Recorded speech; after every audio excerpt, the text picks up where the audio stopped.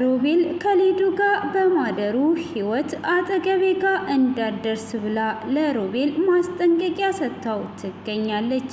ህይወትም ከእስር ቤት እንደተፈታች ወደ ፍርዬ ጋር በመሄዷ ፍርዬም ሻይ ውስጥ መርዝ መርዟ እየሰጠቻት ትገኛለች። ሆኖም ታዴንም ልትጠይቀው ሄዷ ማርታም እንደታሰረች ሲነግራት ለአባቷ ጠበቃ ለመቅጠር ቤቱን አሲዘን ጠበቃ እንቅጠር ብትላትም ፍርዬ ፈቃደኛ አይደለችም። ሆኖም የሮቤል አባት ደግሞ እኔ እንደዛ እንዳደርግልህ የምትፈልግ ከሆነ ህይወትን እንደምትተዋት በእናት ማለልኝ እያለው ይገኛል። ሰላም ፋሚሊዎቼ፣ ሰላማችሁ ይብዛ። ቀጣዩን ክፍል እዤ ቀርቤላችኋለሁ። ባለፈው ክፍል እንግዲህ ከሊዲያ ጋራ መጠጥ ጠጥተው ወደ መኝታ ክፍል እንደገቡ ሮቤል በፍጹም በህይወት ላይ ምንም አይነት ነገር አላደርግም፣ እባክሽን ዞር በይ በማለት በስካር ውስጥ ሊወጣ ሲል እንደገፈተረችው ነበር ክፍሉ የተጠናቀቀው። ሆኖም ሊዱና ሮቤል አንድ ላይ አድረው ሮቤል ጠዋት ሲነቃ እጅግ በጣም ነበር የደነገጠው።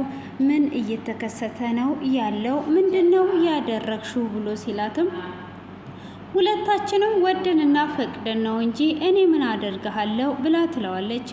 በፍጹም በህይወት ላይ እንደዚህ ነገር አድርጌ ልኖር አልችልም ብሎ ሲላትም ማንም አላየንም፣ ይሄ በኔና ባንተ ሚስጥር ነው፣ ስለዚህ ህይወትንም አትተዋትም፣ የኔና ያንተ ጓደኝነትም እንደዚሁ ይቀጥላል ብላ ስትለውም በፍጹም እንደዚህማ እማደርግ ልጅ አይደለውም፣ በምን አይነት ህሊና ነው ህይወትን ዋሽቻት የምንቀሳቀሰው?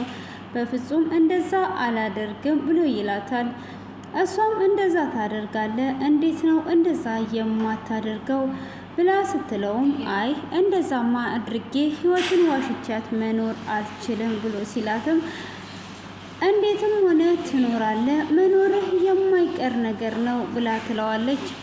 እሱም በፍጹም ይሄ ነገር ሊፈጠርና ሊሆን አይችልም በማለትም እጅግ በጣም በመናደድና ስሜታዊ በመሆን ሁለተኛ ዳግም አጠገቤ ጋር እንዳትደርሺ በማለትም ትቷት ይሄዳል። ሆኖም እሱ ትቷት ገና እየሄደ እያለ ፍሬወትም ህይወትን ከእስር ቤት ልታመጣት እየሄደች ነበረ። ሆኖም ሮቤልም ረፍዶበትም ቢሆን መንገድ ላይ ደርሶባቸው ነበር።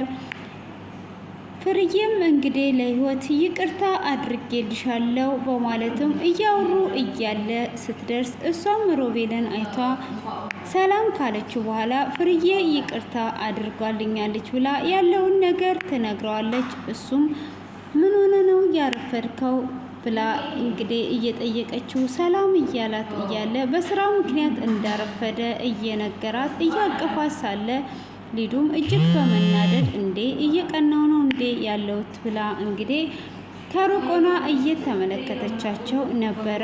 ሆኖም እንግዲህ እየተመለከተቻቸው እየተናደደች ባለችበትም ምንድነው እሱ እንደዚህ እየሆነ ያለው ብላ እንግዲህ ህይወትንም እንኳን ደስ አለሽ በማለትም ያደረገው ነገር እየጸጸተውም ቢሆን ህይወትን ወደ ቤት ይዟት ይመጣል።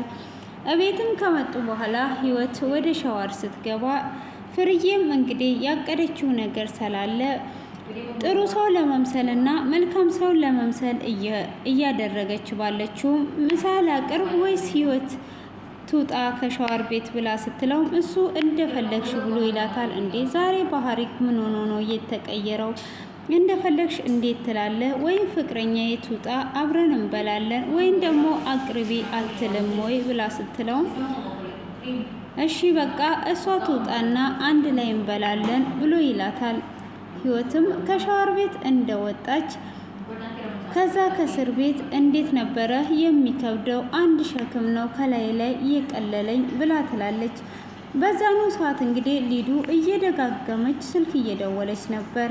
እሱም እየደነገጠ ህይወትን ያያት ነበር። ህይወትም ምን ሆናል ሮቢ ዛሬ ትክክል አይደለህም፣ ማነውስ የሚደውለው ብላ ስትጠይቀውም አይ የስራ ስልክ ነው፣ እኔም አንቺ ከእስር ቤት ስትወጪ አንድ ሸክም ነው የቀለለኝ ብሎ ይላታል። እንዴ አንተ ምን ሆነክ ታሰርክ ብላ ስትልም አንቺ ስትታሰሪ እዚህ ቢሆንም ለእኔም እስር ቤት ውስጥ ነው የገባሁት በማለት እንግዲህ ባደረገው ነገር እስር ቤት ውስጥ እንደገባ ስለታወቀው እስር ቤት ውስጥ ገብቻለሁ ብሎ ይላታል። እሱም ስልኩ እንግዲህ እየተደጋገመ ሲደወልለት ስልኩን አንሳው ምንድን ነው ብላ ስትለውም አይ ስልኩን ተይው ስልኩ የስራ ስልክ ነው በማለትም ይናገራታል።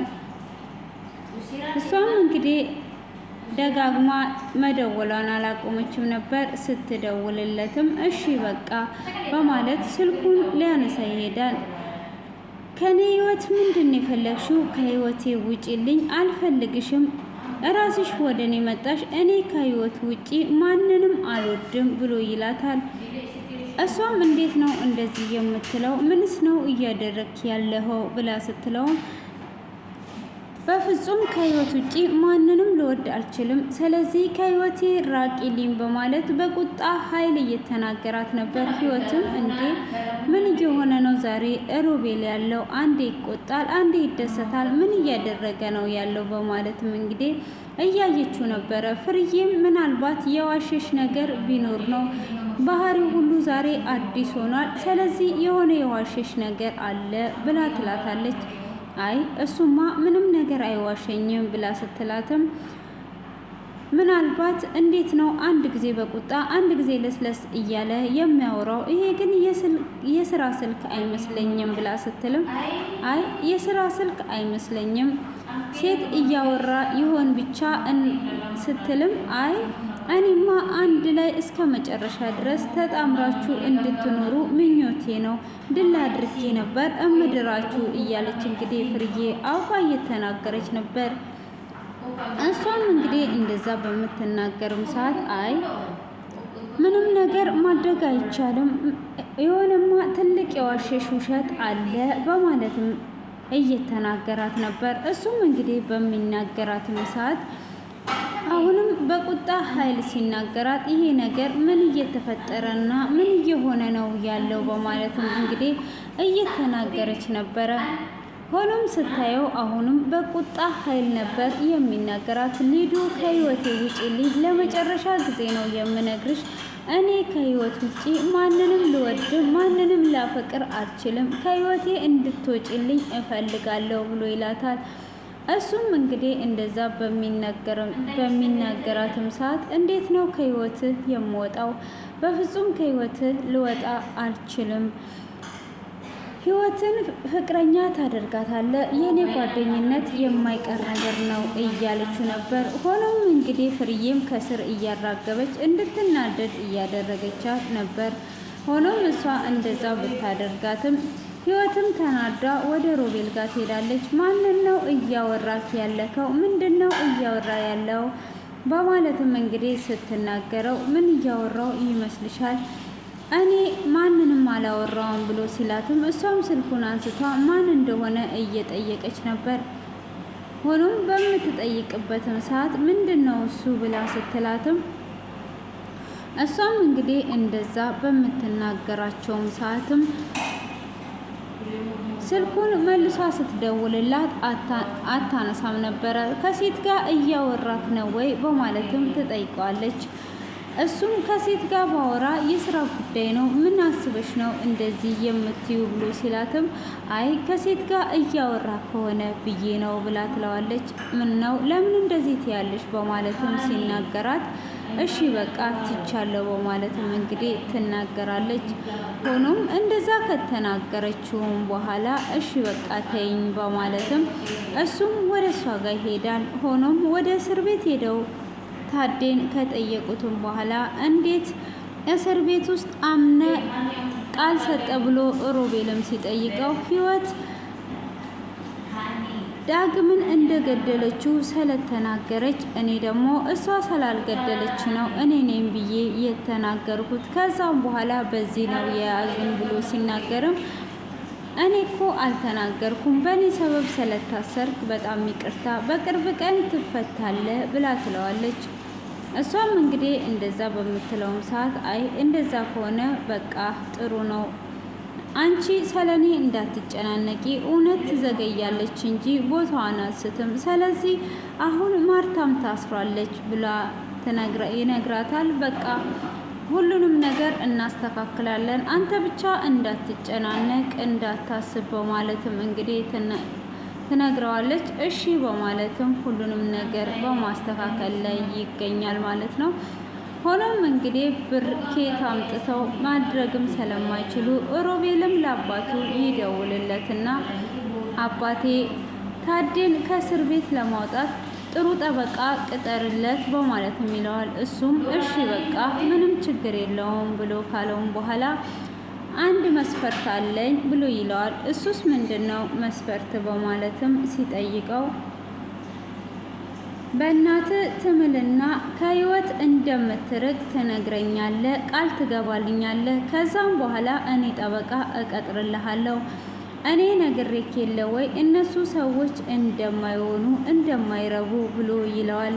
በፍጹም ከአንተ ጋር እንደማይሆኑና አንተን እንደማይመጥኑክ እኮ ነግሬ ነበር በማለትም ሲነግረው እሱን ተውና አሁን አንተ አድርግልኝ ያልኩህን ብቻ አድርግልኝ ብሎ ሲልም እሱንማ በፍጹም አላደርግም፣ አንተ እንዴት እንደዚህ ታስባለህ በማለትም ይናገረዋል። እሱም እንግዲህ እንደዛ በሚናገረው ሰዓት ሆኖም ለምንድን ነው ታዲያ አንተ እንደዚህ የምታደርገው ብሎ ሲለውም በፍጹም በእናቴ አልምልልም እያለ እንግዲህ እየተናደደ ሳለም ህይወት ትመጣለች። ህይወትም ምን ሆነሃል ብላ ስትለው ያለውን ነገር ይነግራታል። አባቴ ጠበቃ ቅጠርልኝ ብሎ ሲለኝ ግን አንድ መስፈርት ሰጠኝ ከአንቺ እንድለያይ ብሎ ሲልም ካዲያ ይሄ ምን ችግር አለ? አባቴን ከማጣ አንተ ለተወሰነ ጊዜ ከሱ እንድለያይ ትርቀኛለህ፣ ከዛን አብረን እንገናኛለን ብላ ስትለውም ይሄንን እኮ በእናቴ እንድምል ነው የጠየቀኝ። በእናቴ ማልኩኝ ማለት ደግሞ ነገሮች ተበላሹ። ስለዚህ እኔ ደግሞ በእናቴ አልምልም፣ አንቺንም ማጣት አልፈልግም ብሎ ይነግራታል። እሷም እሺ በቃ እንደዛ ከሆነ ሌላ መላ እንፈጥራለን፣ አሁን ወደ ቤት እንሂድ በማለትም ፍርዬ ጋር ከሄዱ በኋላ አሁን እንግዲህ ጠበቃ ቀጥረን ታዴ ከእስር ቤት እንዲወጣ ማድረግ አለብን፣ ማርታም ታስራለች ብላ ትላታለች። እንዴ ካዲያ እኔ ምናገባኝ? እሱ ትልቅ ነገር ነው፣ የሆነ ነገር ማድረግም ካለብን እናደርጋለን፣ ምን እንደምናደርግ ነው የፈለጋችሁት በማለትም ስትናገር እንግዲህ አይ ማድረግ ያለብን ነገርማ አሁን ጠበቃ መቅጠር ነው ያለብን በማለትም ስትናገር ካዲያ ጠበቃ የምንቀጥር ከሆነ እንቅጠር በማለትም ትናገራለች። እሱም እንግዲህ ጠበቃ የምንቀጥረው እኮ ደህና ጠበቃ ለመቅጠር ደህና ብር ያስፈልጋል በማለትም ሮቤል ይናገራል። እሱም ካዲያ ደህና ብር ኬት እናመጣለን በማለትም ፍርዬ ስትናገር አይ ይሄን ቤቱን አስይዘን ጠበቃ እንቀጥራለን ብላ ህይወት ትናገራለች። ስትልም በፍጹም ይሄንን ከባድ ውሳኔ ለብቻዬ ልወስን አልችልም በማለትም እንግዲህ ትናገራለች። ሆኖም እንግዲህ አሁኑኑ ነው እንድትወስኝ የምንፈልገው እንጂ ዝም ብሎ እንደዚህ እንዲሆን አይደለም በማለትም እንግዲህ በመናገር ስትላት አይ ይሄንን ውሳኔማ በፍጹም አልወስንም፣ እንዲህ በቀላሉ የሚወሰን አይደለም ብላ ትላታለች። ሮቤልም ምን ነክቶሻል አንቺ? እሱ እዛ እስር ቤት እያለ ብሩ ሁሉም ነገር ይስተካከላል፣ ስለዚህ አሁን ላይ ያለውን ነገር እናስተካክል በማለትም ቢላትም በፍጹም ይሄንን ነገር ላደርገው አልችልም፣ መጀመሪያ እኔ ወስኜ ነው እንደዚህ የማደርገው እንጂ ሌላ ነገር ምንም ነገር መወሰን አልችልም ብላ ትላለች። እሺ በቃ እንደዛ ከሆነ አስቤበት እነግራቸዋለሁ በማለትም ስትል ህይወትም እንግዲህ እየተናደደች እሺ ትላለች። ሆኖም እንግዲህ ሮቤልን ለመሸኘት እሷ በወጣችበት ሰዓትም ለልጁ ትደውልላትና አንቺ እያልሽው ነገር ሁሉ እውነት ነው፣ ደግሞ ብለው እቤቱን ሊወርሱት ነው መሰለኝ፣ አሁን ላይ እቤቱን አስይዘን ጠበቃ እንቅጠር እያሉኝ ነው፣ ያልሽው ነገር ሁሉ እውነት ነው ብላ ትላታለች። እንዴ ይህ ነገርማ እውነት ከሆነ ነገሮች ሁሉ ሊበላሹ ነው አይደል ብላ ትላታለች። ስለዚህ አንቺ ስትወስኚ ትልቅ ውሳኔ ወስኚ እኔ እንዳልኩሽ ብላ ትላታለች። እሷም እንግዲህ እሺ በማለት ያንን ትስማማለች ማለት ነው። ያንንም እንግዲህ ከተስማማችን በኋላ ህይወት ሮቤልን ልትሸኝ በሄደችበት እሷ ደግሞ ሻይ አፍልታ ሻይ ውስጥ መርዝ መርዛ እየጠበቀቻት ትገኛለች። ሮቤልም እንግዲህ መልካም ጊዜ ይሆንልሽ፣ እስከዚህ ሰዓት እስከዚህ ቦታ ሸኝተሽኛል፣ አሁን መሄድ ትችያለሽ ብሎ እሷን እንድትሄድ ይሰናበታታል። እሷም እንግዲህ ወደ ቤት ስትመጣ ሻይ ተፈልቶላት ነበር። ያንንም ሻይ እንግዲህ ፍርዬ መርዙን ጨምራ ካማሰለችን በኋላ በይ አሁን መጠጣት ትችያለሽ ብላ ትላታለች። እሷም እንግዲህ እሺ አሁን ይሄንን መጠጣት ትችያለሽ ትኩስ ሻይ ነው ብላ በማለት ስትነግራትም እሷም እሺ ብላ ሻዩን ልትጠጣው ስትል ክፍሉ ተጠናቋል ማለት ነው። ህይወት እንግዲህ ምን እንደምትሆን ሻዩን ትጠጣዋለች ወይስ ቀምሷ ወይም በሽታው ታውቀዋለች የሚለውን ኮሜንት ላይ ግምታችሁን እንድታስቀምጡ